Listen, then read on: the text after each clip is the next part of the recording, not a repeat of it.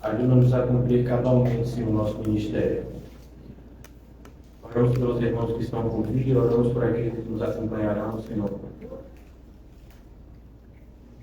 E hoje, mas que todos possamos estar perto. Mais uma vez eu te peço, ó Pai, me santifica para ti mesmo, por meio da tua palavra, Senhor, como assim nos foi prometido que aconteceria. Em nome de Jesus, amém? E graças a Deus. Amém, irmãos? Hoje nós vamos continuar a partir de onde paramos na segunda-feira, versículo 7 de 2 Timóteo.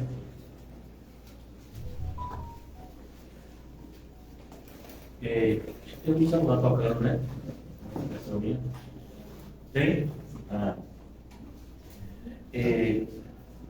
Eu vou fazer a leitura a partir do versículo 6 e hoje a gente vai falar um pouco acerca de medo. Medo. Versículo 6, 2 Timóteo, capítulo 1, versículo 6. Por esta razão, pois, te admoesto que reavives o dom de Deus que há em ti, pela imposição das minhas mãos, porque Deus não nos tem dado espírito de covardia, mas de poder, de amor e de moderação.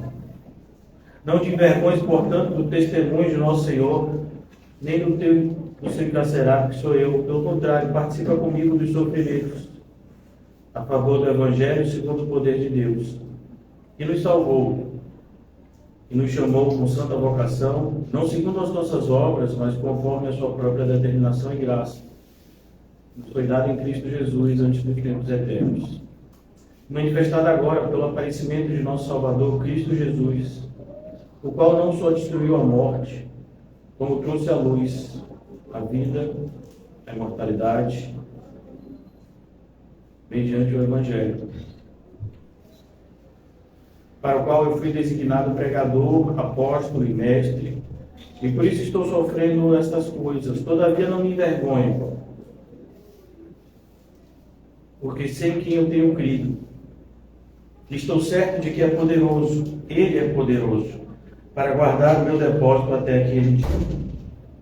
Então, o que eu queria falar com vocês hoje, antes da gente começar aqui, eu queria passear com vocês num texto do Antigo Testamento, extremamente paradigmático, ou seja, serve como um exemplo bem elucidativo do que a gente pretende ensinar hoje. A gente podia passear um pouco mais sobre essa carta, mas é importante que a gente entenda o que Paulo está falando para Timóteo. Paulo está falando de qualquer tipo de medo, até porque Timóteo ele tinha o fruto do Espírito. Timóteo era um jovem extremamente entregue e combatente no Evangelho, mas o que tudo indica na carta é que os desafios de Éfeso eram muito grandes, estavam colocando a fé de Timóteo à prova.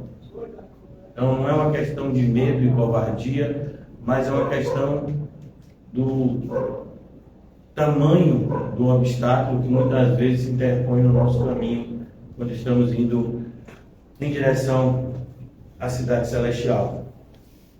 Um dos livros que mais traça um paralelo entre a vida do cristão, desde a sua conversão até a sua entrada no céu, sem sombra de dúvidas, é o livro de Êxodo.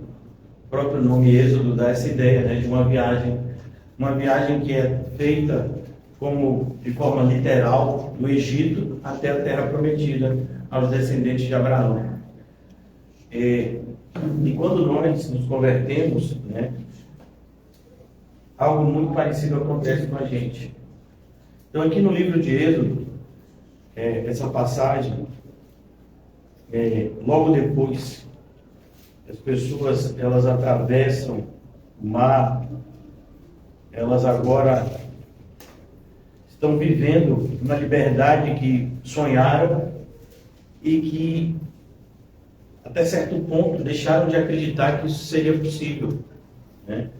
400 anos no Egito, sofrendo a ponto de Faraó fazer os pais enjeitarem os seus filhos, entregarem os seus filhos para serem mortos. E agora aqui,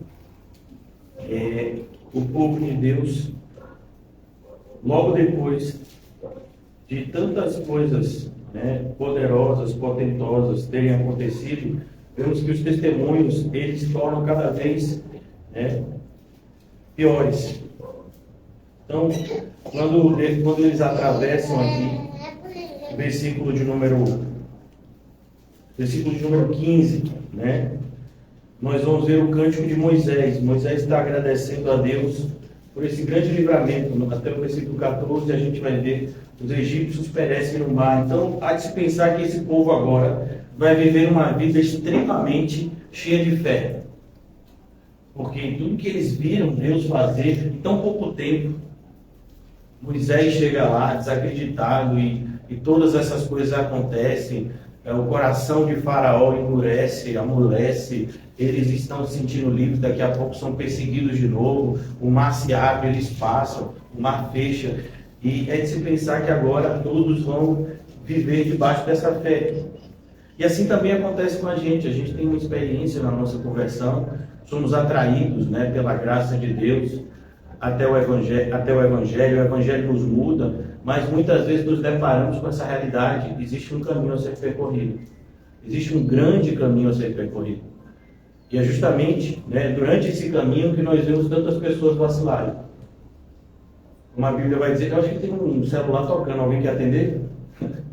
Muitos são chamados, mas poucos são os escolhidos. Então aqui, logo que o povo de Deus atravessa, o Senhor propõe a eles o mar, e muitas coisas estão acontecendo com o povo de Deus, até que Deus fala com Moisés no Monte Sinai. Mas não demora muito, né? E Deus entrega todas essas leis para Moisés. Nós estamos vendo aqui, até o versículo 23, tudo isso é Deus que vai entregando para Moisés essas leis.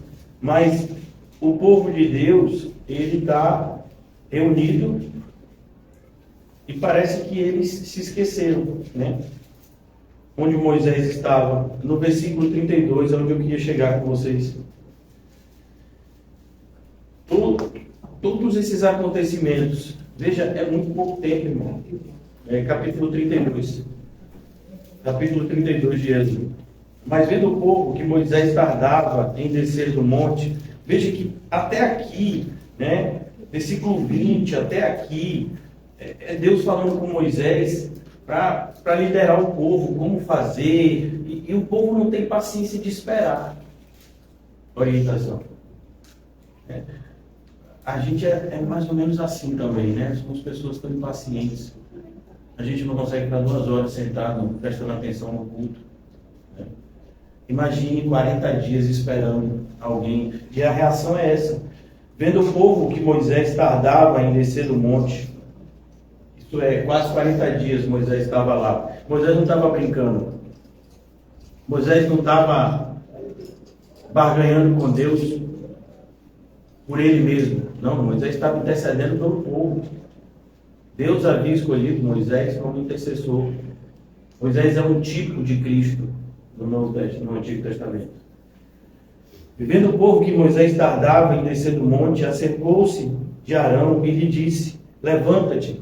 Daqui que eu quero mostrar é essa tentação que Timóteo está sentindo lá em Éfeso. Né? Então faça esse paralelo. É como se Moisés, né, fosse Paulo e Arão fosse Timóteo. E é isso que eles querem que Timóteo faça. Mas Timóteo não vai fazer. Né? Então é importante que a gente entenda, né, que somos lançados diante de muitos desafios, mas temos a capacidade de superá-los. Sem Cristo nada podemos fazer, isso é um fato, mas com Cristo todas as coisas para nós se tornam possíveis. Levanta-te, faze-nos deuses que vão adiante de nós. Pois quanto a este Moisés, olha como estão tratando ele. Quanto a este Moisés, em 40 dias, né, Moisés perdeu o respeito dessas pessoas, a consideração dessas pessoas. O apóstolo Paulo passou por essa experiência, por exemplo, na igreja de Coríntios. Né? Ele passa 18 meses lá, quando ele se ausenta, de repente a sua pregação não presta mais, a sua aparência já é vista como algo, né, ruim, em comparação aos vossos mestres. Não sabemos o que lhe terá sucedido. Quanto a este Moisés, o homem que nos tirou do Egito, veja, eles sabem que Moisés fez o que fez, mas eles são ingratos. Não sabemos o que lhe terá sucedido, disse-lhe Arão. Tirai as argolas de ouro das orelhas de vossas mulheres, vossos filhos e vossas filhas, e trazei-nos. Então todo o povo tirou das orelhas as argolas e as trouxe a Arão. Este, recebendo das suas mãos, trabalhou o ouro com buril e fez dele um bezerro fundido. Então disseram: são estes, ó Israel, os teus deuses, que te tiraram da terra do Egito. Agora não é mais ingratidão, não. Agora é mentira. Né? Eles atribuem ao bezerro de ouro aquilo que Deus havia feito. Arão, vendo isso, edificou um altar diante dele e, apregoando, disse: amanhã será festa ao Senhor. Agora eles estão chamando de Senhor o bezerro de ouro. O mesmo nome que eles chamavam o Deus verdadeiro, eles estão chamando de bezerro de ouro. No dia seguinte, madrugaram e ofereceram holocaustos e trouxeram ofertas pacíficas. E o povo assentou-se, preste bastante atenção, para comer e beber, e levantou-se para divertir-se. Esse tipo de religião que as pessoas querem que a gente ofereça, né? Então nós somos o tempo todo, quando eu falo nós, aqueles que se propõem, né, a pregar o Evangelho, de alguma forma, somos atacados, né, por essa ideia de que o que as pessoas precisam é entretenimento. O que as pessoas precisam é de motivação, né? Não importa o que elas querem fazer, o importante é que elas estejam motivadas. Agora imagine um assassino motivado. O que ele vai fazer? Imagine um estuprador motivado. Né? Imagine um psicopata motivado. Mas as pessoas querem que a gente oferte isso. Infelizmente, né? Não faltam pessoas. Vão multiplicar-se os falsos mestres. Então disse o Senhor a Moisés, versículo 7: vai e desce, porque o teu povo que fizeste sair do Egito se corrompeu. Irmãos, não tem 40 dias e o povo já se corrompeu. Nós estamos no dia 19 de fevereiro, é como se, né, a gente tivesse uma experiência poderosa com Deus na virada do ano e agora a gente já estivesse falando em outros deuses. Versículo 7: então disse o Senhor a Moisés: vai e desce, porque o teu povo que fizeste sair do Egito se corrompeu, e depressa se desviou do caminho que lhe havia eu ordenado, e fez para si um bezerro fundido, e o adorou, e lhe sacrificou, e diz: são estes, ó Israel, os teus deuses, que te tiraram da terra do Egito. E disse mais o Senhor a Moisés: tenho visto este povo, e eis que é um povo de dura serviço. Agora, pois, deixa-me, para que se acenda contra eles o meu furor, e eu os consuma, e de ti farei uma grande nação. Então veja que quando um líder se desvia, o povo também se desvia. Essa era a responsabilidade que estava sobre Timóteo. Timóteo não podia se dar o luxo, né, de sucumbir diante da influência das pessoas. Vamos voltar agora para 2 Timóteo. Então, quando Paulo fala o que fala, Paulo está dizendo para Timóteo justamente: olha, você tem uma responsabilidade para com essas pessoas, você precisa despertar para elas. Veja que responsabilidade, irmãos, é muito diferente de agradar. Então, a responsabilidade, por exemplo, de um pai para com os seus filhos. Um pai responsável nem sempre vai agradar o filho. Muitas vezes vai desagradar, né? Ele tem responsabilidade de criar o filho da melhor forma possível. Então, muitas vezes ele vai ter que cercear a liberdade do filho. Ele vai ter que impor determinadas coisas, porque para o bem do filho, a filha que não sabe fazer essas escolhas por si mesma, até porque é criança. Versículo 6, por essa razão, pois, te admoesto que reavives o dom de Deus que há em ti pela imposição das minhas mãos. Porque Deus não nos tem dado espírito de covardia. Então é importante que você entenda isso. Nós não temos desculpa para retroceder. Nós não temos desculpa, né? E o que precede a covardia? Veja, eu queria traçar um paralelo com vocês agora entre o que a gente está lendo aqui em 2 Timóteo e o que a gente leu no final de 1 Timóteo. 1 Timóteo, o apóstolo Paulo diz o seguinte, no versículo 3: se alguém ensina outra doutrina e não concorda com essas palavras do nosso Senhor Jesus Cristo, e com o ensino segundo a piedade, enfatuado, nada entende, mas tem mania por questões contendas de palavras, que nascem em inveja, provocação, difamação, suspeitas malignas, altercações sem fim, por homens cuja mente é pervertida e privados da verdade, supondo que a piedade é fonte de lucro. E aqui é justamente o X da questão.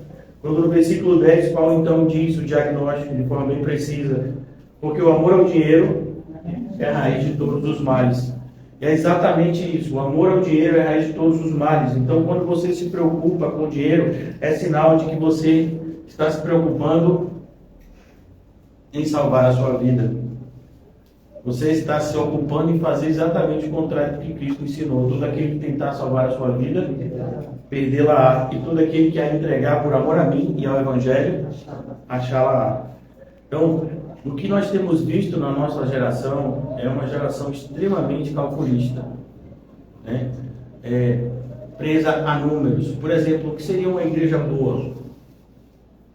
Uma igreja que tem muitas pessoas, né? Uma igreja que tem muitos membros, uma igreja conhecida, uma igreja famosa. Então, tudo hoje em torno da religião gira em torno também de dinheiro, seguindo o oposto que a Bíblia tem ensinado. O amor ao dinheiro é a raiz de todos os males. Mais ainda, quando você se preocupa em não perder as coisas, qual o sentimento que vai vir a você? O medo. Né? Então, por exemplo, você tem um filho e você tem medo de perder esse filho. Então, muitas vezes você vai rejeitar, vai dar um mau testemunho cristão, vai rejeitar a sua fé para que você não venha perder o amor do seu filho. E eu não estou falando nem da vida dele ainda, né?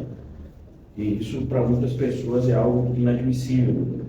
Mas aconteceu na história da igreja, né? Pais sustentaram o seu testemunho cristão mesmo diante do assassinato dos seus filhos na sua frente. Quando Paulo fala a Timóteo no versículo 11 de 6 do capítulo 6 de 1 Timóteo, versículo 11: tu, porém, ó homem de Deus, foge destas coisas. Justamente mostrando para ele, já na primeira carta, né, que se ele desse atenção às preocupações materiais, ele ia acabar sucumbindo diante dos ataques que são grandes em relação àquele que professa Cristo. Então, voltando agora para o nosso texto de referência, 2 Timóteo, capítulo 1, versículo 7, porque Deus não nos tem dado espírito de covardia. Então, qual é o espírito que o Senhor tem nos dado? Vamos abrir em Gálatas, capítulo 5.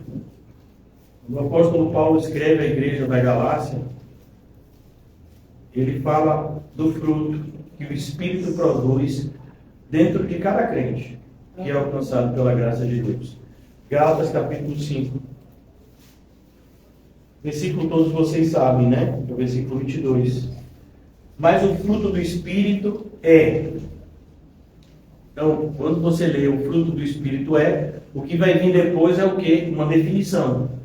Ele vai definir o que é o fruto do Espírito. Ele vai dizer para você o que é, de maneira que você e eu não temos mais nenhum tipo de liberdade para conjecturar outra coisa, para imaginar que o fruto do Espírito seja outra coisa.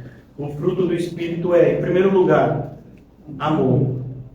Então, não há o que se falar em cristianismo onde não existe o amor. E não é qualquer tipo de amor, a gente já sabe, é um amor sacrificial.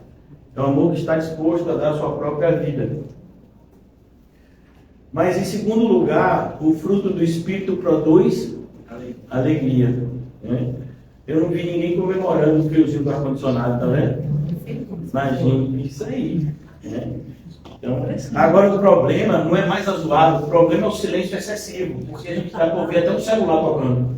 Antigamente era tanta zoada lá fora que o celular tocava, você nem sabia que estava tocando. Né? Então a pessoa se levantar aqui já tira a atenção, porque o silêncio é excessivo. Né? Então, quando nós lemos agora aqui, o fruto do Espírito é alegria. Né? Essa alegria que todo cristão deve ter, é uma alegria incondicional. A alegria não deve ser porque a gente tem ar-condicionado agora. Né? A alegria não deve ser porque o seu dia não foi tão ruim quanto você esperava. A alegria sempre tem que estar vinculada à nossa salvação, à nossa eleição em Cristo Jesus. Esse é o fruto que o Espírito produz em nós. Ele nos convenceu do pecado, da justiça e do juízo. Ele nos convenceu que somos salvos. Quem nos convenceu que somos salvos? O Espírito Santo. O Espírito testifica com o nosso Espírito que somos filhos de Deus. Então, diante dessa afirmação que o próprio Espírito produz em nós, como é que a gente pode não ser alegre? E tem que ser uma alegria, irmãos, contagiante. Eu já disse a vocês, eu acredito, né? É inadmissível um ímpio ser mais feliz do que eu. Eu não admito isso. Né? Não aceito. Por quê? Porque ele não conhece o que eu conheço. Ele não teve acesso àquilo que me foi dado a conhecer. Me foi dado. E mais um motivo para eu estar alegre, porque me foi dado. Então, quando nós percebemos que falta alegria, né, nos irmãos, a preocupação, sabe, é como se um alerta se acendesse. Porque daqui para o bezerro de ouro é um pulo. O que foi que fez aquele povo produzir o bezerro de ouro, né? Incentivar Arão a produzir o bezerro de ouro? Falta de contentamento. Falta de satisfação no Senhor. Então, o que eles queriam? Eles não estavam felizes com o Deus verdadeiro, o Deus deles, então eles queriam ser igual aos outros povos. Uma vez que eles não tinham a alegria de Deus, eles queriam ter a alegria do mundo. E é isso que a gente tem visto. Né? Então, quando a gente percebe que as pessoas não estão, né, felizes como deveriam no ambiente cristão, e como é que a gente percebe isso? Não é só na ausência de sorrisos. É principalmente na ausência de vigor espiritual. A alegria do Senhor é a nossa força. Então, se está faltando vigor espiritual, está faltando alegria. Então, veja que quando você lê esse versículo, Gálatas 5, 22, tem que dar um chacoalhão na sua cabeça, porque você está lendo aqui que a alegria está antes da paz. Então, como é que você tem paz se você não tem alegria? Tem uma coisa errada aqui. Ah, não, eu tenho paz no Senhor. Como se você não está alegre? Que paz é essa que você tem? Essa paz não é a de Cristo. Inclusive, o Senhor faz uma diferenciação. Ele diz, a paz que eu dou para vocês não é igual que o mundo oferece. Né? Então, ele diz que o fruto do Espírito é amor, alegria, paz. Aí ele vai dizer longanimidade. Longanimidade, longo ânimo. Você não vai desistir. Você não vai olhar para trás. Você vai segurar. Você vai ter capacidade de suportar o que tem que suportar. Porque você tem amor, você tem alegria, você tem paz. É claro que você vai ter longo ânimo. Benignidade. Você vai ter benignidade. Por quê? Porque agora o Espírito Santo amoldou você, a sua vontade é fazer o bem. Então, cada um dá o que tem. Uma vez que você tem o Espírito Santo, você vai dar o que o Espírito Santo produz em você. Vontade de fazer o bem. Bondade. Você agora é uma pessoa boa. E uma pessoa boa não no sentido de fazer o bem, porque a gente já falou fazer o bem, mas boa no sentido de desejar o bem. Então, a pessoa faz algo de ruim contra você, o que você deseja para essa pessoa? O bem, porque você é uma pessoa boa. Então, você vê isso na atitude, por exemplo, de Estevão. Não, ele está sendo apedrejado. Não é qualquer tipo de morte. Apedrejamento é uma morte que vai doendo aos poucos, cada pedra é uma dor diferente. Ele está sentindo toda aquela dor e ele está orando pelos seus assassinos. De maneira que ele diz, olha, eles não sabem o que fazem. Então isso é uma pessoa que foi transformada. por ser uma pessoa boa, ele agora consegue enxergar de acordo com a ótica de Cristo e não mais com a ótica humana.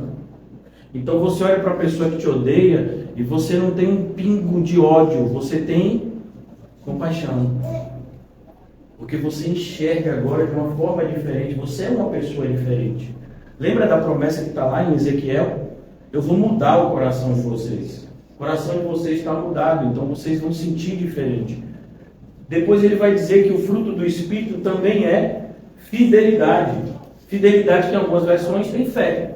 Fé e fidelidade vem da mesma raiz grega, que significa, um compromisso que você assume e não quebra. E fé é a mesma coisa, você acredita em algo mesmo sem ver. Então, fidelidade, você não vai quebrar esse compromisso por nada. Depois ele diz as duas últimas características do fruto. Mansidão. Mansidão é a capacidade da pessoa, a aptidão para a obediência. Senta! Aí você senta. Levanta! Levanta. Toma um susto! Todo mundo toma. Então, você é uma pessoa obediente. Veja que é o oposto do que somos por natureza. Você já viu que se uma pessoa disse, você abre a geladeira e alguém diz assim, não coma esse doce. Você estava sem vontade de comer até aquele momento. Até o momento que a pessoa disse, não come isso aqui, você realmente estava sem vontade nenhuma. Mas quando a pessoa disse, não coma, aí a vontade veio. É como, por exemplo, você vai fazer um exame de sangue amanhã. E algumas vezes você tem que ter um jejum, acho que de 12 horas, 10 horas, Aí você está acostumado a fazer a sua última refeição, 8 da noite. Mas nesse dia, você sabe que só podia comer até 8 da noite. Quando dá 8h30, você tem fome de comer a casa. Você quer comer as paredes, a porta. Porque nós temos essa inclinação natural à desobediência. Nós somos inclinados. E desde criança, irmão. Desde criança. É algo que não precisa ser ensinado. Você ensina uma criança a obedecer. Você já viu alguém ensinando a criança a desobedecer? Porque não precisa. Já nasce com isso no HD, Já vem lá de fábrica, A inclinação à desobediência. O que é que a gente tem que ensinar às crianças? A obediência. Então, quando ele fala de mansidão, ele está falando de algo que por natureza a gente não tem, Assim como as outras características, mas eu falo dessa porque é mais evidente assim. E finalmente ele conclui com algo que a gente vai ver lá, repetido, em 2 de Timóteo, que é o domínio próprio. E eu gostei muito de um comentário bíblico que eu estava estudando, que fala justamente do domínio próprio como autodisciplina. Autodisciplina. A gente se acostuma muitas vezes, a gente não gosta que as pessoas mandem na gente, Isso é um fato. Não gosta. Mas a gente, ao mesmo tempo, quer que as pessoas nos deem sugestões para que a gente não faça. Vou dar um exemplo assim para você entender. É como se você fosse no nutricionista, porque você acha que precisa de uma dieta, ou seja, para ganhar peso ou para perder, e ele vai passar algo que você já sabe que não vai fazer. Você já sabe que você não vai seguir aquilo ali, Então, mas você vai.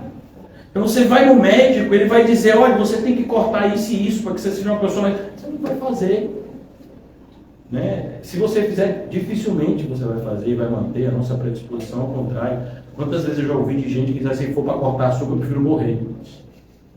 Se for para não comer meu feijãozinho, eu prefiro morrer. Se for para cortar meu mocotó, eu não vivo. Então, domínio próprio. E essa passagem vai trazer a gente a um texto que todos vocês devem estar pensando agora. Aleluia, 1 de Coríntios. Amém? É isso mesmo, pastor. Eu estava lá. Eu estava pensando nesse texto.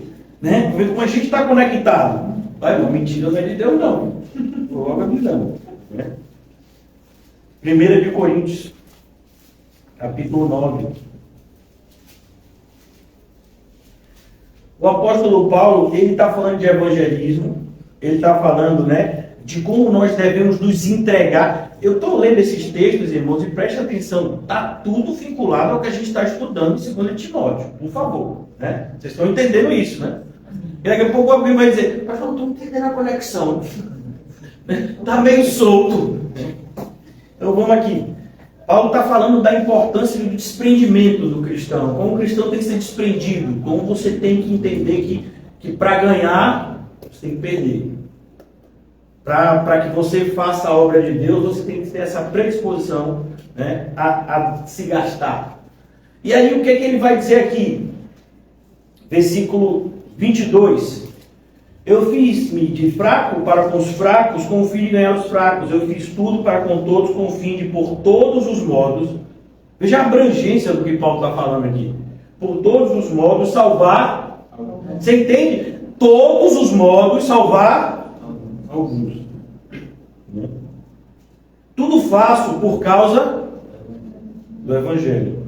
Com o fim de me tornar cooperador com ele. Veja, esse propósito de vida de Paulo é o propósito de vida que Paulo ensinou a Timóteo e que agora estava sendo vivido por ele.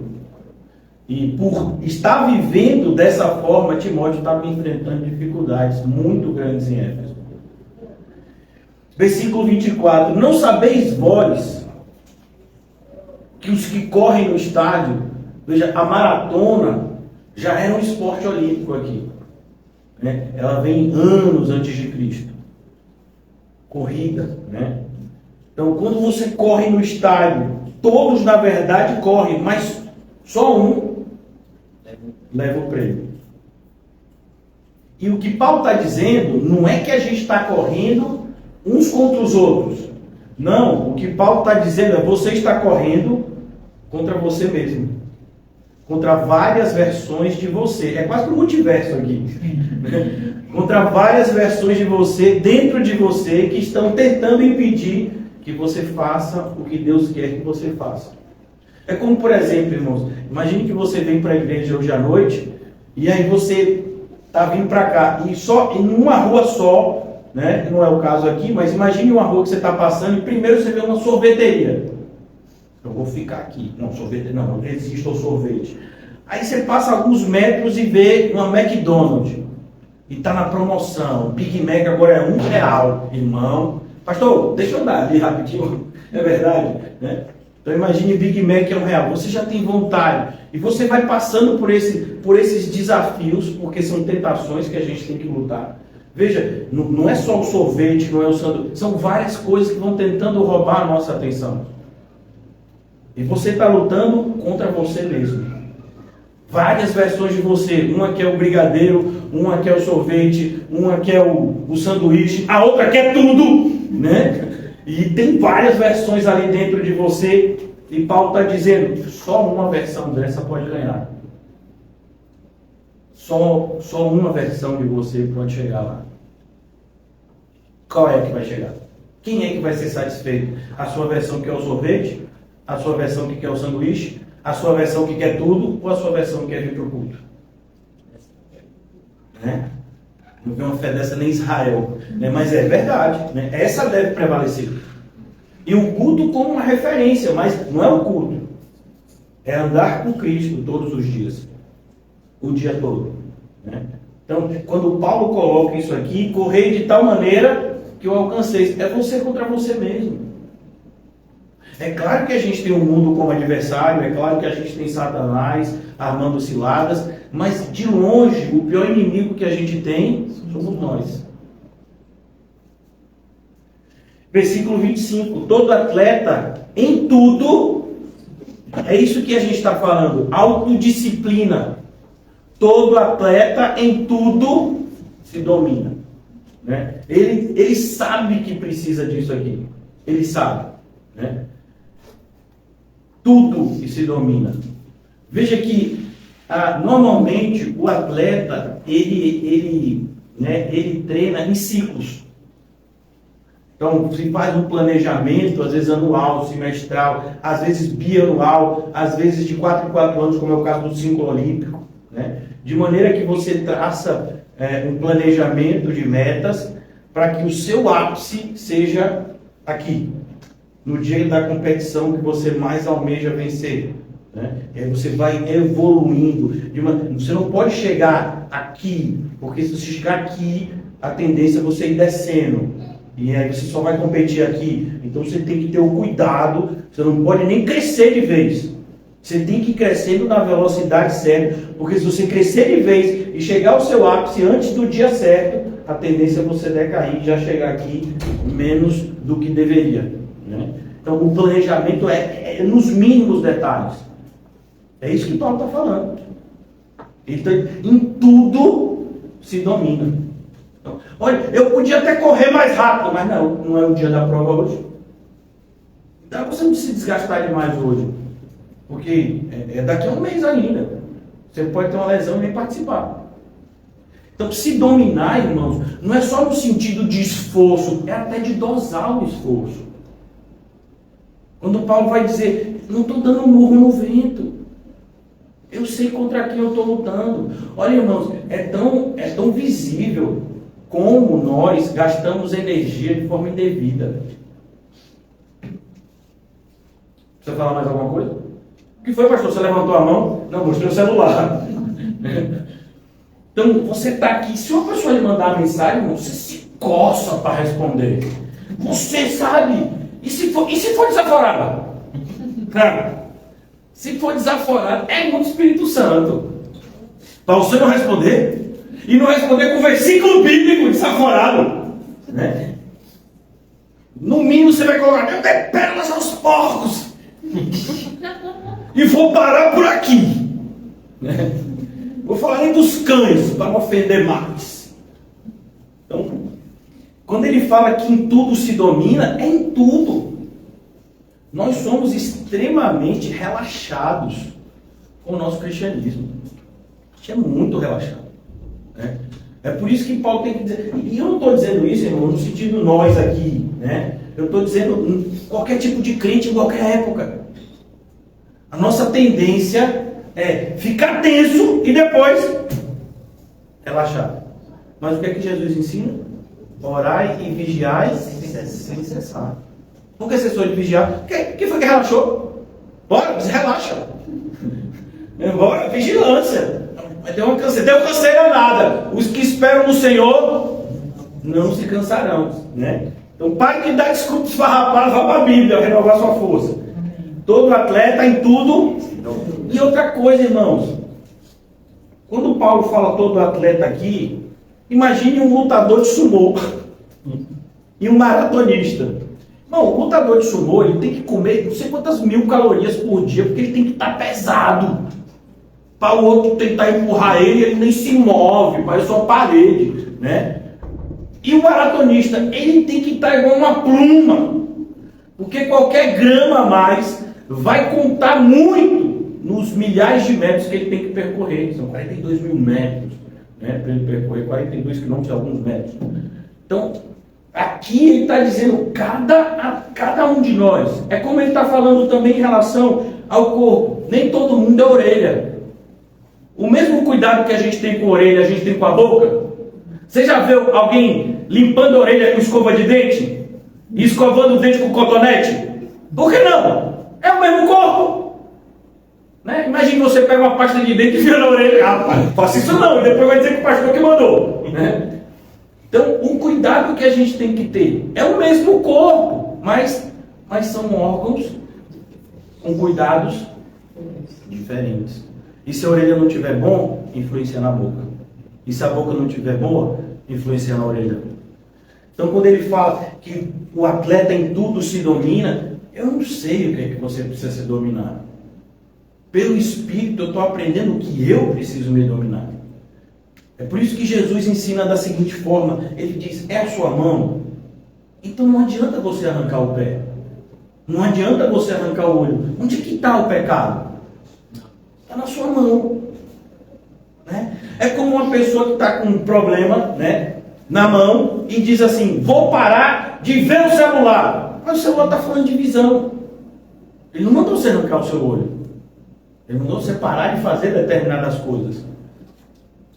É por isso que Deus é tão específico, né? Tem que ser, porque senão a gente sempre dá um jeitinho, né, de tentar fazer algo diferente. Quando ele vira para Abraão, ele diz, Abraão, sabe o filho que tu amas?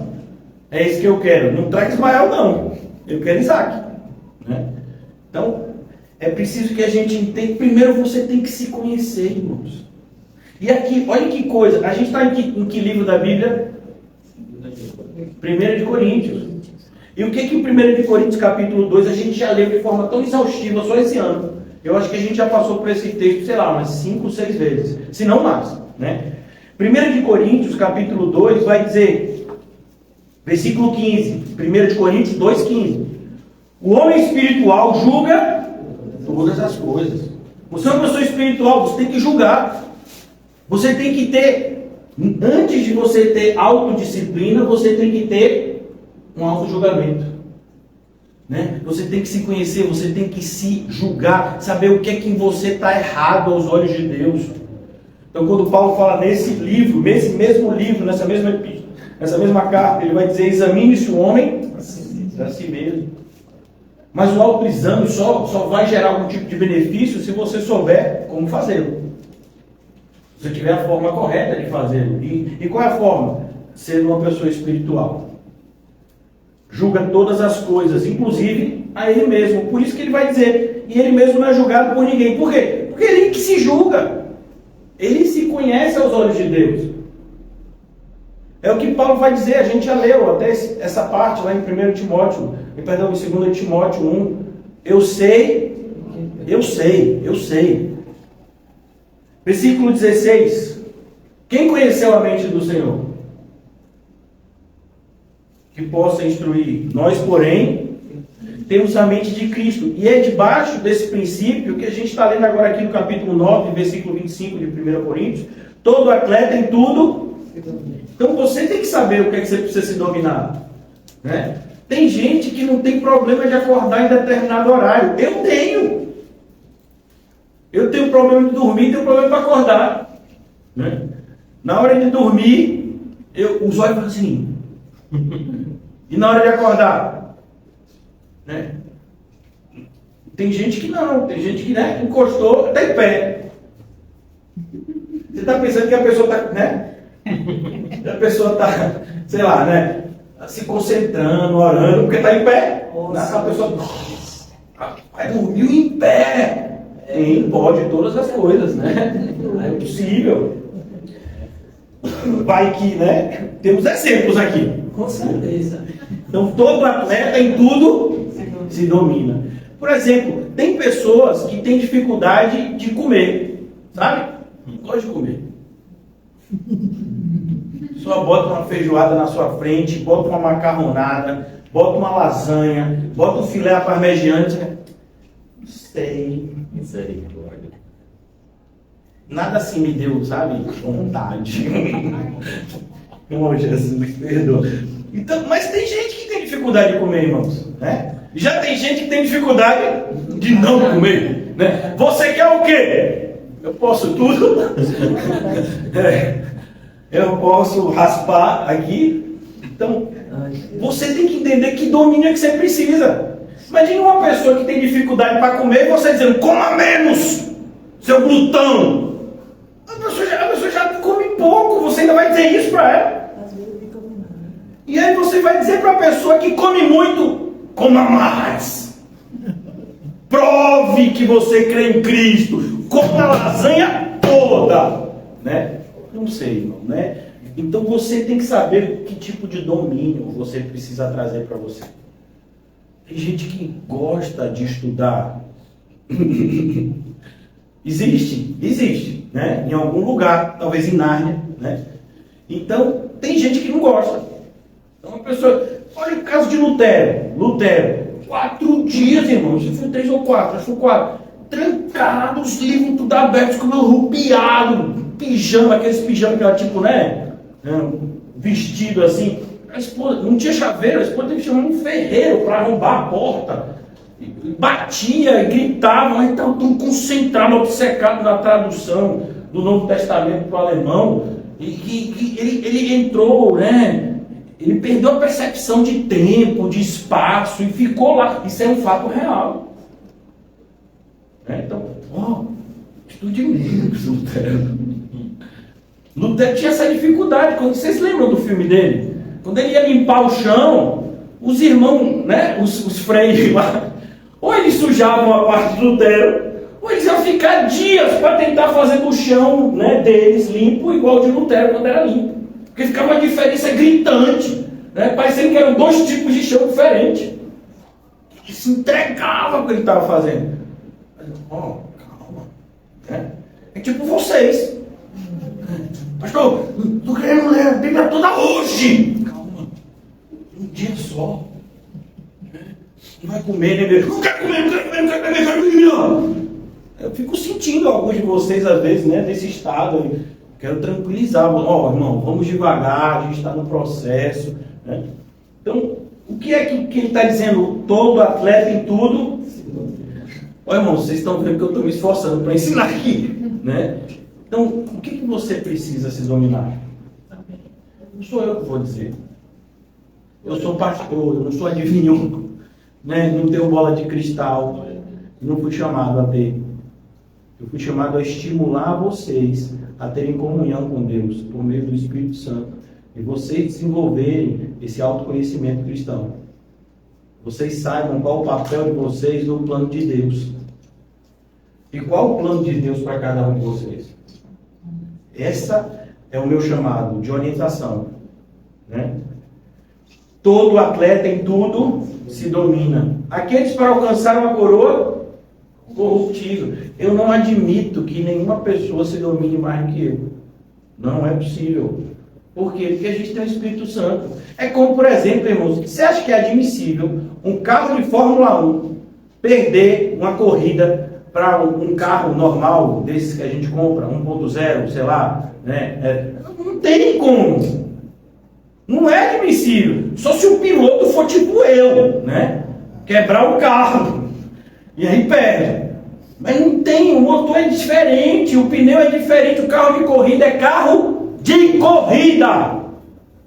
Então, se está numa pista de corrida, quem é que tem que ganhar a corrida? Mas de lavada. É o quê? É a gasolina diferente. Como tudo é diferente para que o carro tenha o maior desempenho possível. E talvez você esteja pensando que eu estou viajando. Eu não, eu estou falando algo que eu li no livro de Jeremias. Você leu também, se você leu Jeremias. Nós não fomos chamados para nos cansar correndo com homens. A gente foi chamado para correr com cavalos e não se cansar. É isso que está lá no texto, viu? Ô Jeremias, você está cansado correndo com homens? Você nem começou a correr a corrida de verdade, no espírito. Correndo com homens, já está cansado. Imagina como for correr com os cavalos. Então, quando a gente lê esse tipo de texto e a gente faz a conexão que deveria, tem que dar um chacoalho, tem que dar um choque de realidade. Somos crentes, então a gente pode fazer muito mais do que a gente tem se proposto. E isso daqui, irmãos, não é nenhum recadinho para ninguém, até porque o que eu disse para vocês, você tem que se conhecer. Quem tem que saber o seu papel aqui é você, não sou eu. Eu não tenho que sair dizendo, não, você é a ponta direita, você é a ponta na zaga, calmon, né? Não. Cada um de vocês tem um chamado, e esse chamado está vinculado ao dom que Deus te deu. Não posso pegar uma pessoa e colocar ali para tapar buraco. Não existe isso. Né? Deus tem um chamado específico na vida de cada um de nós. Ele nos colocou a congregar nessa igreja de forma perfeita. Ninguém está aqui de forma aleatória. Deus sabia que nós estaríamos aqui antes do nosso nascimento. Não é antes do nosso nascimento, não, só para chocar você. É antes da criação de Adão e Eva. Ele já sabia que a gente estava aqui, essa noite. Então não tem plano B, não tem plano... Não, é só um plano e esse plano se realiza. Jó já dizia, eu bem sei, Senhor, que nenhum dos teus planos... Então essa certeza tem que produzir em nós essa confiança para a gente andar desse jeito.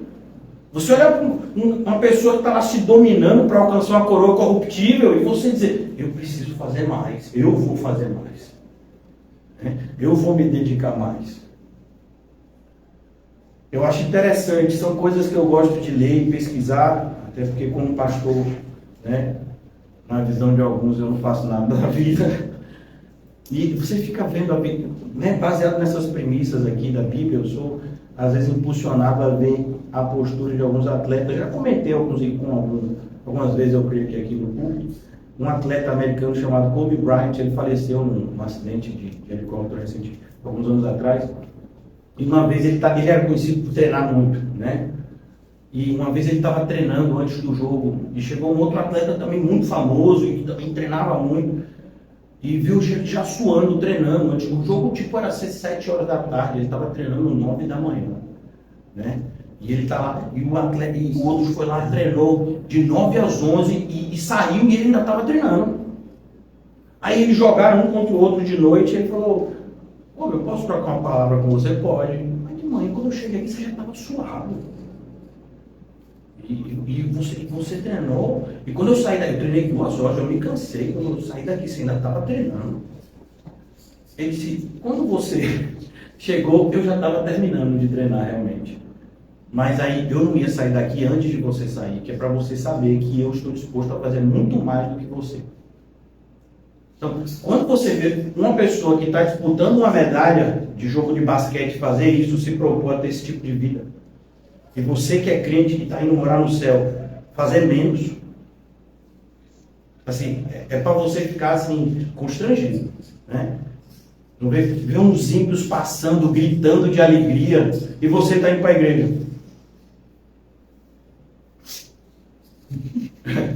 Quase que sniff, né? Então não pode. É isso que Paulo está falando, tudo isso para Timóteo, naquele versículo que a gente está lendo. A gente está só naquele versículo. Deus não nos tem dado espírito. É só esse versículo que a gente está falando aqui desde o começo. Não pode, o cristão não pode. Você não pode aceitar isso. É uma luta de você. E eu não estou sendo coach aqui não, irmão. Não me confunda com esses coach doidos aí não. A gente está falando aqui da premissa do Espírito Santo em você. Se você tem o Espírito Santo, é isso que eu estou falando. Estou falando para quem tem o Espírito Santo. Eu não estou falando de homem para homem aqui. Estou falando de ser humano para ser humano. Eu estou falando de regenerado para regenerado. É isso que Paulo está falando aqui nesses termos. Todo atleta em tudo se domina. Aqueles para alcançar uma coroa corruptível. Nós, porém, a incorruptível. Agora veja, irmãos, em tudo se domina. Agora, imagine que eu diga assim: não, eu quero ter domínio próprio, eu preciso me dominar. Vou parar de beber água. Você acha que isso vai dar bom? Eu sou atleta e eu paro de ingerir líquido. Irmão, eu vou me desidratar, eu vou ter um problema seríssimo. Não é eu me dominar do jeito que eu quero. É eu me dominar com um objetivo específico. Eu preciso melhorar o meu desempenho cristão. Onde é que eu tenho que mexer? Sabe? Não é melhorar, não é fazer qualquer coisa por fazer. Tipo, eu não estou fazendo nada, deixa eu fazer qualquer coisa, pelo menos eu sinto que eu estou fazendo qualquer coisa, eu não estou inútil. Isso é uma sensação que muitos seres humanos lutam, né? Não quero ser inútil, me dá um panfleto para entregar. Aí entregou um panfleto, ufa, pelo menos peguei um, já cumpri a meta do ano. Não é isso. É você saber o que vai melhorar de fato o seu desempenho cristão. O que vai fazer de você um cristão que tem alegria todos os dias, o tempo todo em Cristo Jesus. Nós, porém, a incorruptível. Sabe? Olha o que está sendo ofertado a você. Olha o prêmio. É exatamente o que Paulo vai descrever em 2 Timóteo 1. Eu sei em quem eu tenho crido, ele é poderoso para guardar o meu depósito até aquele grande dia. Aqui ainda para a gente concluir essa primeira parte. Assim corro. Assim, quem é que toma a decisão de correr? Você ou os outros por você? Você, irmão. Ninguém pode correr por você. É você ou você, né? É por isso que as virgens nécias não poderiam jamais receber o azeite das virgens prudentes. Então, imagine que uma pessoa faz dieta por você, você perde peso. Imagine que uma pessoa come por você, você ganha peso. Por que não? Eu estou comendo em sua homenagem. Eu vou pegar essa barra de chocolate, né, em sua homenagem. Eu sei que você não quer fazer, eu vou fazer por você. Eu vou deixar de comer por você. Vai gerar algum tipo de perda de peso na pessoa? Não, vai gerar em quem está deixando de comer. Então, cada pessoa trará as consequências das suas decisões na sua vida. Muitas vezes as decisões da minha vida, da sua, vão refletir nos outros. Mas a pessoa mais atingida pelas decisões da minha vida sou eu, de longe. É o que Paulo vai ensinar, inclusive, na carta aos Gálatas, que a gente já sabe. Não se engane o homem, Aquilo que você plantar, é isso mesmo que você tem que esperar colher. Então aqui ele está dizendo, versículo 26, assim corro também eu. E aqui que é interessante, fica mais interessante. Você já viu que quando a pessoa vira técnico, a primeira coisa que acontece é o quê? Fica gordo. Porque agora você fica mandando os outros correr, você parou. Você já viu o técnico? Aqui mesmo, aqui na Bahia tem um time chamado Bahia, não tem? Tem esse time aqui? E tem um técnico de futebol que é um ex-goleiro, não é isso? Tal de Rogério Ceni, não é assim? Vocês lembram dele quando era goleiro de São Paulo? Será que ele tinha a mesma barriguinha que tinha hoje? Mas por que ele tem barriguinha agora? Porque agora ele manda os outros correr, ele mesmo não corre, né? Ele fica lá, vai, não fecha! Mas ele está ali parado, né? Porque ele não está se propondo, e é isso que faz toda a diferença no caso do pastor, do líder cristão. Ele vai correr junto com você, irmão. Amém. Né? Se você está vendo ele, corre, e você? É o que você está mandando em mim? Ele não está fazendo nada, né? Quando o conselho, a advertência que Paulo deu a Timóteo, em 1 de Timóteo, qual foi? Se torne um exemplo para a igreja. Glória a Deus. É para correr? Quem tem que ser o primeiro a correr? Você. Né? Então ele está dizendo, eu estou correndo também. Não estou dizendo para você correr sentado aqui, bora, eu já fiz minha parte, agora é com vocês. Não, a nossa parte só termina onde? No céu. Olha a diferença do cristianismo, né? Já viu que quando o atleta se aposenta, ele vira palestrante. E ele começa a dizer para as pessoas o que fazer, sendo que ele não faz mais. Você era tão bom assim, por que você parou de fazer? Por que você está me ensinando algo que você parou de fazer na sua vida? Não, porque só foi bom fazer durante esses e esses anos. Então eu não quero isso. Para mim, eu quero uma receita de vida que me leve até o fim. Uma receita de vida que me para no meio. E aí eu faço o quê quando acabar essa receita? Eu tenho que procurar outra receita? O cristianismo é a única resposta, irmãos, para todas as perguntas. É exatamente assim que começa o Evangelho de João. E no princípio, era o Logos. Né? Ele está escrevendo em grego, João, e a influência do pensamento grego naquela época era enorme. E para os gregos, o Logos era a resposta de todas as perguntas. Então você quer achar a resposta para as perguntas, está a palavra. E nem está falando da Bíblia. O grego falava no sentido geral. Até eles buscavam esse tipo de sabedoria por meio de outra coisa que a gente conhece pelo nome de filosofia. Eles buscavam dessa forma e nunca acharam. Os filósofos estão tentando até hoje. A gente não, a gente já sabe o que a gente está procurando. A gente já achou o que estava procurando. Em Cristo encontramos todas as coisas. Ele é tudo em todos. Ele é a palavra que os gregos tanto falaram e nunca conseguiram enxergar pela sua própria sabedoria. É exatamente assim que fala a 1 de Coríntios. Então, aqui, versículo 26, assim corro também eu, não sem meta, percebeu? Aí eu tenho que perguntar a vocês, qual a sua meta? Pastor, eu não me coloco meta nenhuma para o meu cristianismo, está errado. Você está errado. Olha, eu acho interessante, tem frases que pessoas não cristãs falam, que a gente fica imaginando, rapaz, como é que os crentes não perceberam isso, sendo que somos crentes? Aquele que não planeja o que fazer, está planejando em falhar. Você imagina isso? Você está fazendo algo sem planejamento, você está planejando em falhar. Porque nada de bom, irmãos, surge do acaso.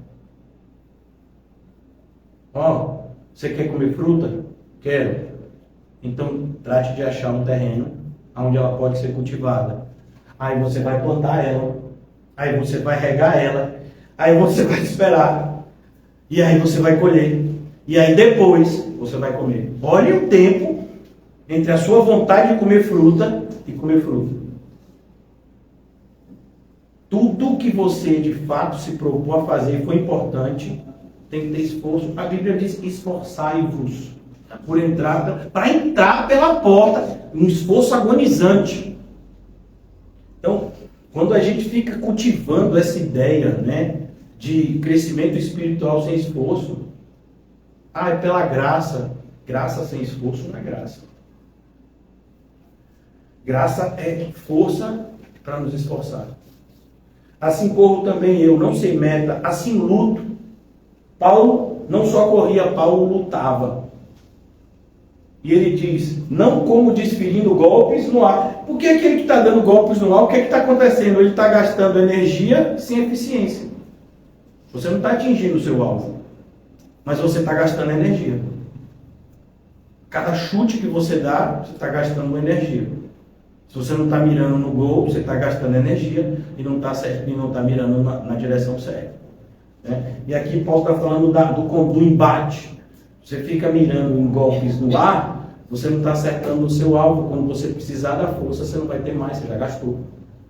Então ele diz, eu não faço isso como uma pessoa amadora.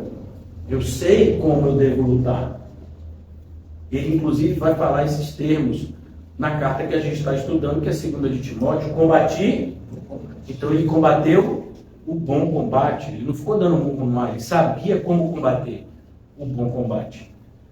Mas, e aí ele vai falar agora algo aqui que tem que trazer para a gente uma mudança de vida. Nesse versículo que a gente já leu tantas vezes, mas vai mudar a sua vida hoje. Amém? Eu estou fazendo isso, irmão, porque o ar-condicionado deixa vocês meio, né? Sonolentos, então é meu trabalho. Antigamente quem mantinha vocês acordados era o carro de som. Agora esse trabalho foi dado para mim também, depois que a zoada parou. Mas esmurro o meu corpo. Então se você tem que esmurrar alguém, quem é? Você. É você. Imagine, irmão, você está cochilando no banco. Quem é que tem que receber a cotovelada para acordar? Você. Então você vem aqui, tá, em você, né? Agora vai, tá. Dá os dois tapas assim no rosto, né? Vamos lá. Vou dormir não. Mas agora veja, você está dormindo e está cotovelando no outro acordado. Ele está prestando atenção. Então não, é você. É como a pessoa está ouvindo algo assim no culto que está mexendo com ela, olha para você e fala, ele irmão. Quantas vezes você prega assim, fulano tinha que estar aqui, não tinha não. É você que tem que ouvir isso. É verdade. Receba! Mas esmurro o meu corpo. E aí ele vai dizer algo aqui forte. E o reduzo, sabe? Quem manda em mim sou eu. Você não vai mandar em mim, estômago. Viu? Fique quieto aí, para de roncar. Não me atrapalhando em concentração. Né? Então você tem que mandar em você mesmo. Veja, a nossa vontade às vezes de mandar nos outros é porque a gente não consegue mandar na gente. Aí a gente tem que mandar em alguém. Né? Não consigo mandar em mim, então vou mandar em você. Né? Vou mandar. Sai daqui! Né? Cuidado. Esmurro o meu corpo e o reduzo. Ou seja, o seu corpo tem que ser um servo para você e não o seu mestre. Imagina, eu como quando dá vontade. É doido? Pode não. Eu durmo quando dá vontade, aí você dorme. Imagina você está dirigindo e deu vontade. Que loucura, né? Não pode, irmão. Não, eu reduzo a escravidão. Não, meu corpo, quem vai mandar sou eu, né? Não é você que manda em mim. E eu falo isso até do ponto de vista da racionalidade humana. Às vezes você quer ter determinada coisa e você se permite ser dominado por esse desejo. Não vou permitir que o meu coração, que os meus desejos me dominem de jeito nenhum. Vou lutar contra eles. Eles não me cabem mais ou não me cabem agora, né? Então é preciso reduzir a sua vida à escravidão. Ela tem que te obedecer e não o contrário. Não o contrário. Versículo 27. Para que tendo pregado a outros, percebeu? Aonde a gente chegou aqui? Paulo está escrevendo a carta de 2 de Timóteo a quem? Vale 10 pontos. Quem é o destinatário da carta de 2 de Timóteo? É muito difícil, irmão. Se concentrem. Vocês têm 5 segundos para se concentrar. Quem é? Timóteo. Ah, vocês estão estudando. Vocês estudaram antes de vir para cá. Então, 2 de Timóteo, está endereçado a Timóteo. E ele está dizendo, qual era um dos ofícios principais de Timóteo em Éfeso? Pregar. E olha o que ele está dizendo. Olha, Timóteo, cuidado. Para que tendo pregado a outros, você não venha ser desqualificado. Né? Senhor, em teu nome profetizei. Ele não está me dizendo nada. Se você até falou a verdade, mas você seguiu a orientação que você estava dando aos outros. É como uma pessoa que está te dizendo, não entre nessa cozinha porque ela está pegando fogo. A pessoa fala para todo mundo e depois ela entra e vai pegar um chocolate lá dentro. E morre queimada. Pô, você estava orientando todo mundo, estava tão bem. Mas eu não resisti, lembrei que tinha um chocolate lá, não queria perder. Então, o cuidado que a gente tem que ter, né? Naquilo que a gente já sabe que a gente tem que fazer, né? Para que tendo pregado a outros, não venha o mesmo. E olha o termo que ele usa, não é eu vim a perder. Porque a ideia de desqualificado, irmãos, é um termo que vai além. Olha, a gente está num momento que a gente tem que saber isso aqui, assim, na ponta da língua. Porque a gente está numa época onde os atletas fazem exame de doping. Ou seja, hoje tem determinadas substâncias que são reconhecidas como, né, substâncias que melhoram a performance do atleta. Então ele não pode ingerir esse tipo de substância no período de tempo em que ele está na competição ali, porque senão ele é desqualificado. Então tem um caso muito famoso, para você ver como eu sou velho, na Olimpíada de Los Angeles, em 1996, se eu não me engano, um atleta canadense chamado Ben Johnson, e ganhou a prova, acho que dos 100 metros, né? O fenômeno tinha batido o recorde. Aí foi fazer exame de doping e estava lá, né? Uma substância. E aí ele foi desqualificado e outro, né, recebeu o prêmio. Veja, ele comemorou. Ele subiu ao pódio. Parecia que estava tudo bem até que a casa caiu. É exatamente o que o Senhor Jesus disse que vai acontecer naquele dia para algumas pessoas. Na porta, Senhor, por que me chama de Senhor? Nunca me obedeceu.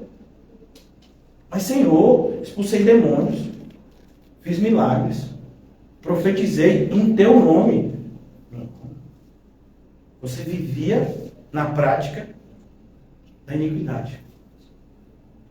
Então veja, esse termo desqualificado, ele vai além. Não é dizer, se você não treinar direitinho, se você não fizer tudo certinho, pode ser que você nem ganhe a prova. Não, você pode até ganhar e perder. Porque você foi desqualificado. E quando você é desqualificado, nem importa o resultado. Você foi desqualificado. É como se você não tivesse participado daquela prova. Você se esforçou, você cansou. Não interessa, você não estava apto para aquilo ali. Você já leu dessa forma? Porque não está escrito aqui. Desqualificado. Então, voltando agora, já para a gente concluir, né? Se Deus permitir, domingo estaremos reunidos de novo. Quando a gente abre aqui em 2 Timóteo, depois de toda essa viagem que a gente fez, né? Então, Paulo está virando para ele no versículo 7 de 2 Timóteo 2, porque Deus não nos tem dado espírito, que ele está dizendo, Timóteo, se você for covarde, você está desqualificado. O que está escrito lá em Apocalipse? Os covardes não herdarão o reino de Deus. Não pode ter essa coisa. Não pode não, Timóteo. Bora, respira, engole o choro, bora, engole o choro, engole o choro. Né? Para, pastor, está me assustando. Não, é a Bíblia. Né? Pare com isso. Não seja crente. Deus não nos tem dado espírito. Agora, como pode, irmão, o crente fugir do cão? O que a Bíblia diz? Sujeitai-vos, resistir ao diabo e ele. É interessante, irmãos, as pessoas têm medo de tudo, menos de pecado. E a gente sabe que todo o mal entrou no mundo por meio. Então, o que é mais assustador, o pecado ou o mal que é consequência do pecado? Pecado, porque o mal é consequência do pecado. Mas veja, você tem medo do mal e não tem medo do que gerou ele. Por isso Paulo diz, Deus não nos tem dado. Se você está recebendo essa covardia, não é de Deus. Esse espírito não é dele. Como é que está escrito em 1 João? Provai os espíritos e vede qual procede da parte de Deus. Espírito de covardia não vem de Deus. Imagine Deus falando para você: preserve a sua vida, meu filho. Adiante o seu lado, ganhe dinheiro. Fique rico, usufrua do mundo. Sabe? Coma o máximo de chocolate que você puder. Durma o máximo de horas que você puder dormir. Experimente o máximo de coisas que você puder experimentar nessa terra. Porque o mundo é legal demais. Você imagina um Deus desse? Nem eu. Mas é o que muitos têm imaginado. Um Deus satisfador, que satisfaz desejo. Né? O papel dele é te satisfazer. Satisfazer desejos. Gênio da lâmpada. O Deus verdadeiro não é assim. Porque Deus não nos tem dado espírito de covardia. Não, a gente precisa de coragem para beber um copo de água. Depende de quem te dá, né? Mas vamos imaginar que você pegou num lugar que você conhece a procedência. Então você precisa de coragem para beber um copo de água? Não, você não vai precisar da coragem que você às vezes precisa para passar num lugar que você sabe que está tendo tiroteio. Mas que você tem que passar. Né? Será que a gente precisa da mesma coragem que a gente usa para ir no shopping? A gente precisa dessa mesma coragem que a gente vai usar se a gente tiver que evangelizar, né, num lugar que está em conflito, em guerra civil? Será que é a mesma coragem? Então, por que eu estou falando isso? Porque tem determinadas pessoas que se acham corajosas porque nunca enfrentaram obstáculos de verdade. Nunca lutaram por um segundo sequer o combate da fé. Aí esses sim arrotam coragem. Né? É como a pessoa que diz: eu peguei 5 quilos no supino. Eu quase sou uma versão do super-homem. Né? Você sabe o que é 5 quilos no supino? É quase nada, né? Não. Eu sou um clone do Superman. Eu sou uma mistura do Superman com o Incrível Hulk. Né? Não, isso é quase nada, irmão. Então a gente tem um monte de gente na igreja que está arrotando um cristianismo, né, de coragem. Eu sou corajoso para quê? Para olhar feio para os outros?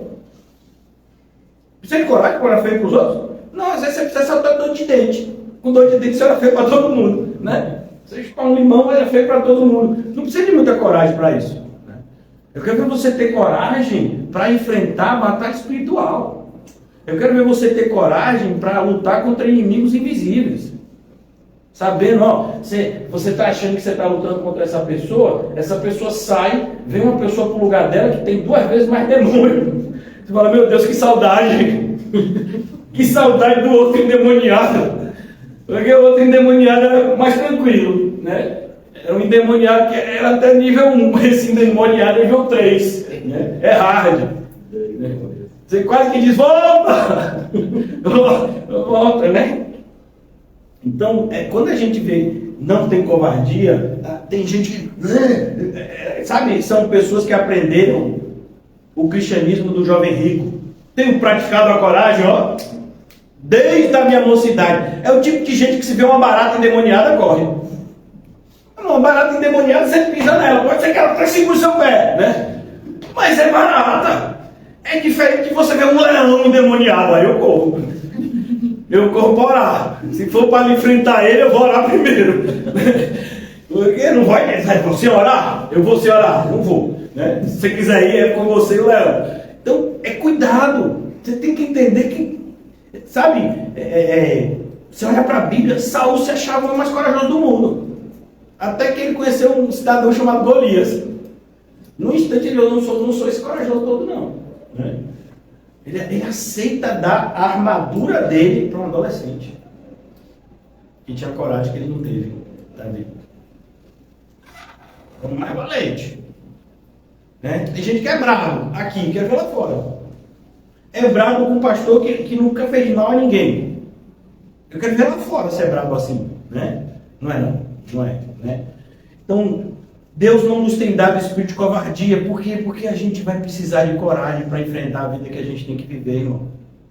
E não me entenda mal, é difícil, mas é muito legal ser crente, irmão. Eu sempre gostei de filme de aventura, como eu disse para os irmãos, até que eu virei crente.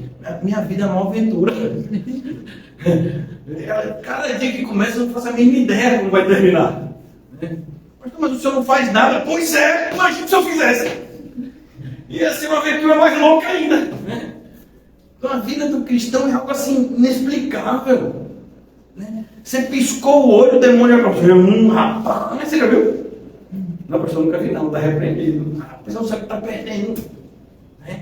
Identificar, você passeando pelo shopping center, aquela palavra promoção se transformando em aquela linguagem diabólica de filme de terror. Né? Porque você está entendendo que você está num ambiente ali que é hostil à sua fé. Para você. Mas quando você não entende contra quem está lutando, né? Você é corajoso para tomar um sorvete. Bota logo duas aqui, bora!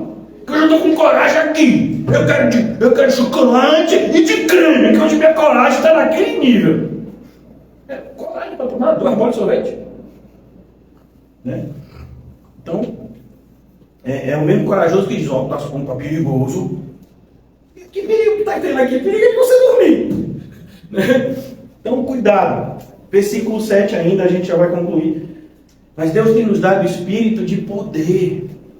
Olha, irmãos, tem textos na Bíblia que tem que fazer a gente repensar o nosso cristianismo. O Senhor Jesus olha para os seus discípulos e diz, em meu nome, vocês farão obras maiores das que eu fiz. Quem está fazendo isso aqui? E por que não? Aí a gente fica olhando para o desenho bíblico, tipo eu, e fica maravilhado com o que os cristãos do passado fizeram. Sim, e eu estou fazendo o quê? O que é que eu estou fazendo? Então quer dizer que quando eu morrer, não vai ter desenho bíblico para mim? Por quê? Porque eu não vivi uma vida que tivesse desenho bíblico para ser feito, né? O meu cristianismo não chegou nesse nível. Será que faltou o que na minha vida? Vontade, porque o Espírito Santo é igual para todos. Então, é esse tipo de verdade, irmãos, que tem que chacoalhar a gente. Amém. É isso que a gente tem que repensar. E onde é que a gente chega aqui? Né? Porque se deixar, irmão, fica até amanhã de manhã aqui e não sai desse versículo. A gente chega aqui num ponto que invariavelmente a gente vai se ver todos os dias. Todos os dias. E talvez muitas vezes durante o mesmo dia. Você e eu, nós não podemos servir. Esse é o problema. Então, por que está faltando poder? Porque a gente ainda está em dúvida. A gente ainda não decidiu que tipo de vida a gente vai querer.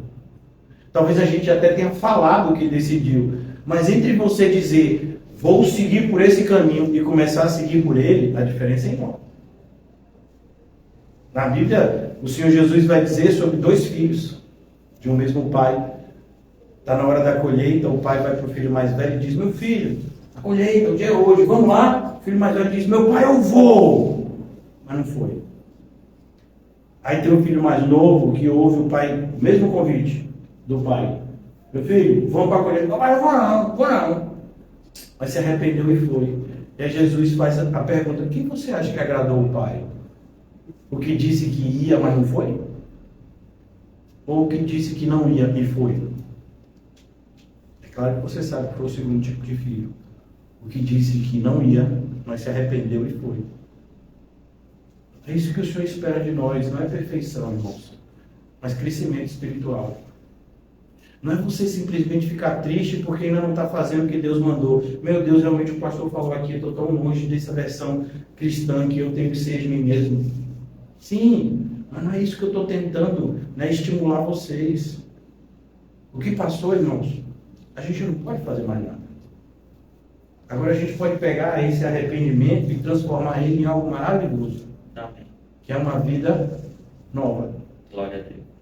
Uma nova criatura, com novas afeições, com novos desejos, com novos impulsos, com novas metas. Glória a Deus. E a gente não vai faltar na sua vida poder para fazer isso. Não vai.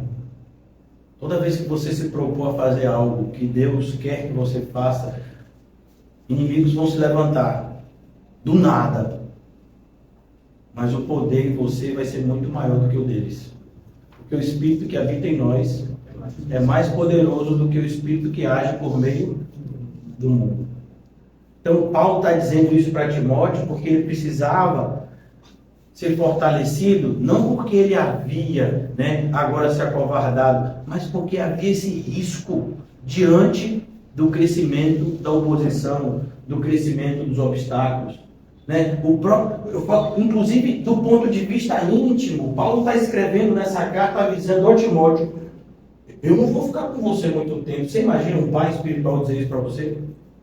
Você imagina que você está com seu ente querido, que você ama tanto, e você sabe que são as últimas horas ou os últimos dias que você tem com ele? Como é que vai ficar você?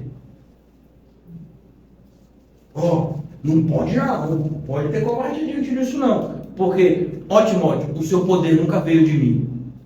O seu poder vem dele. Então, mesmo na minha ausência, Timóteo, continue a fazer o que você sabe que você tem que fazer. E isso é pra gente, irmão.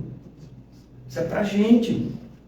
Sabe? A gente tem sempre uma desculpa na ponta da língua para não fazer o que devemos fazer. Está na ponta da língua, já está ensaiado. Mas o que a gente precisava, na verdade, não é dessa desculpa, mas é do poder gerando em nós, força para não dar essa desculpa. É como, você sabe que você vai sofrer. Então sofra fazendo o que é certo. Você vai sofrer. Sofra fazendo o que é certo, porque é melhor do que sofrer depois você fazer o que é errado. Porque Deus não quer de você e de mim sacrifício. É exatamente assim que surge esse versículo. Um Saul desobediente, que de repente diz: não, mas eu separei um monte de animal bonito para sacrificar a Deus. O profeta vem: você acha que é isso que Deus esperava de você, senhor? Você acha que ele tirou você de onde você estava para você pegar animal bonito para sacrificar para ele? Os animais são dele. Todos, ele criou todos. O que ele espera de você e de qualquer um que se propõe ser seu servo é obediência, Saul. Então, quando a gente lê Deus não quer sacrifício, quer obediência, não é ausência de esforço, não. É um sacrifício desnecessário. É algo que você acha que está fazendo para agradar a Deus, quando na verdade só está desagradando Ele mais ainda. Quando você faz as coisas debaixo de uma força que você acha que é sua. Quer ver algo que a gente faz comumente? Quando chega o seu salário, você que trabalhou o mês todo, você que sabe quantas horas você trabalhou para que aquele salário fosse creditado na sua conta no dia certo, dificilmente você vai conseguir resistir à tentação, de dar mérito a você mesmo. Dificilmente.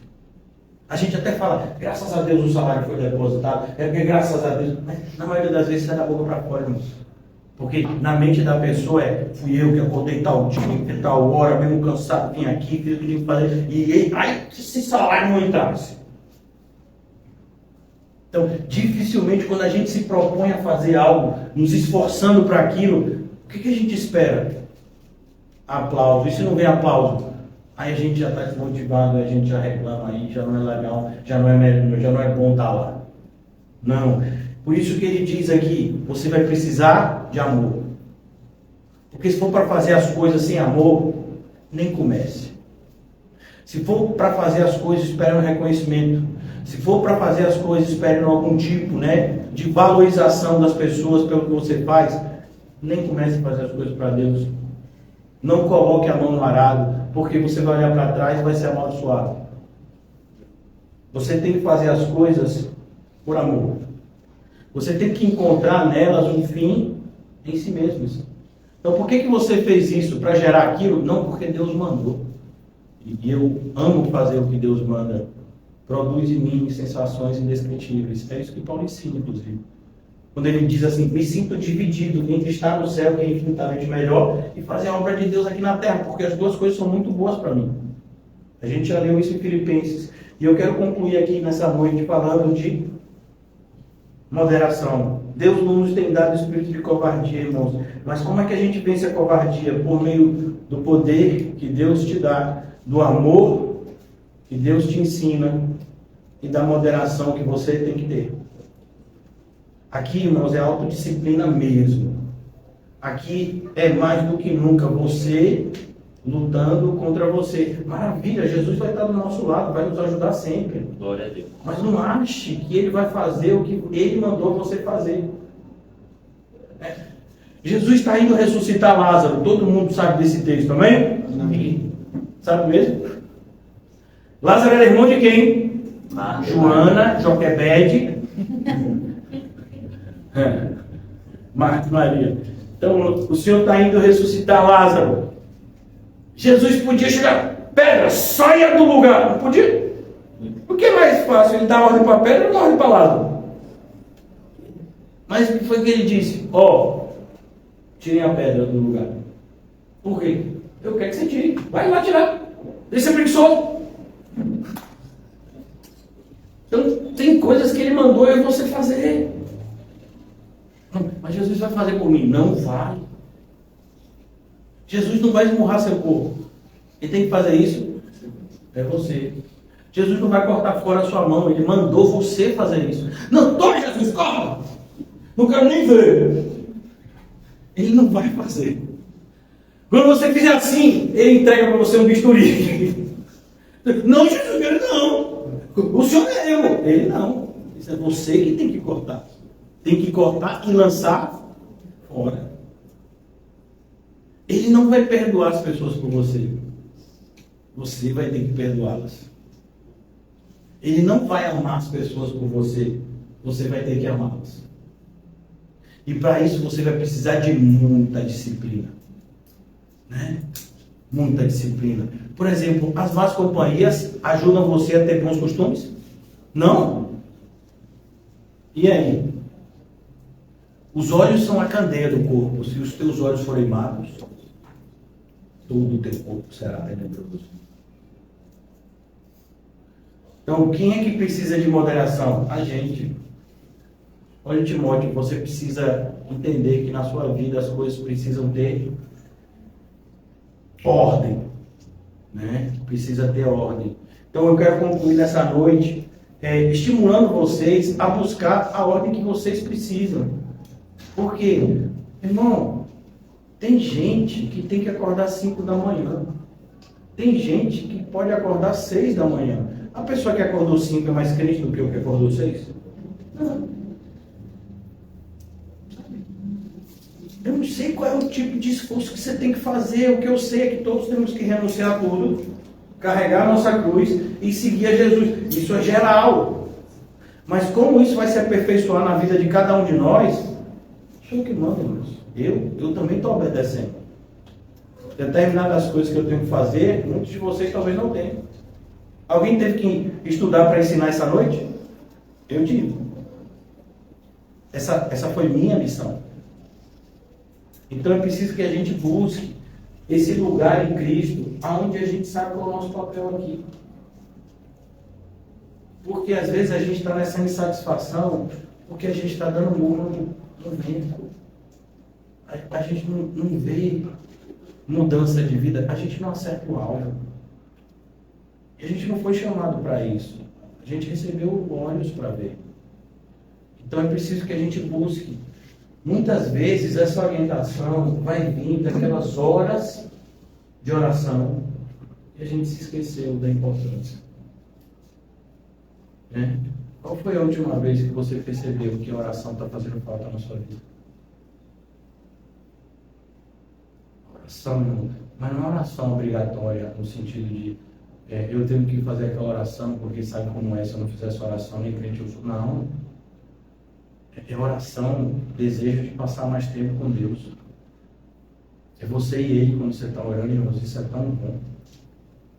E a gente tem negligenciado um dos melhores momentos que a gente vai passar aqui na Terra, que é na companhia do nosso Senhor em oração. Então não é de se admirar que a gente veja tantas pessoas na igreja perdidas, porque quem é que vai te orientar se não for Ele? Quando Ele diz, você precisa de sabedoria? Peça a Deus. Eu não sei o que fazer. Você está falando comigo por quê? Eu posso até te orientar em algumas coisas bíblicas aqui, é meu papel. Mas tem coisas que você e Deus em oração. Pastor, eu não sei se eu tenho que comer cachorro quente ou não. Nem eu. Mas pastor, se eu comer cachorro quente é pecado. Só se for para você. Você se sente pecando comendo um cachorro quente? Né? Você acha que tem que comer ele gelado? Não, irmão. Né? É oração que você tem que ter com Deus. Por quê? Porque tudo que a gente faz sem fé é pecado. Então, se a gente está vivendo a nossa vida sem convicção de que deveríamos estar fazendo exatamente o que estamos fazendo, a gente já está pecando.